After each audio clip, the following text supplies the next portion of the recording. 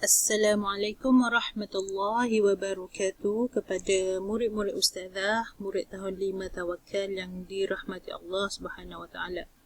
Baik, hari ini kita akan sambung lagi bacaan surah hafazan iaitu surah Al Mutoffifin. Hari ini kita akan baca ayat yang ke 23 hingga 25.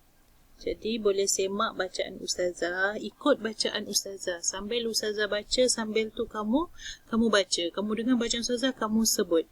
Okey, mata tu tengok bacaan tersebut. Okey, insya-Allah boleh hafal.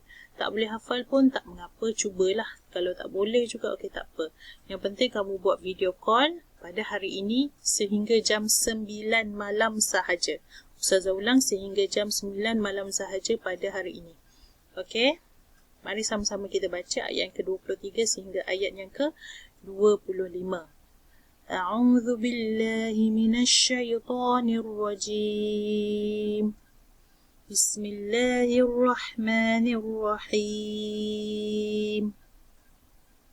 'Alal araiki yanzurun. تعرف في وجوههم نضرة النعيم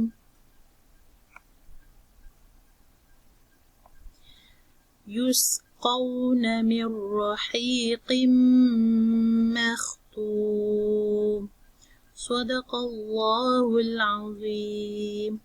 Baik, ustazah tunggu bacaan kamu, video call daripada kamu. Ingat sehingga jam 9 malam sahaja. Selepas buat video call kepada ustazah Atika, bolehlah isi Google Form, tanda kamu dah buat hafazan. Okey, itu saja. Assalamualaikum.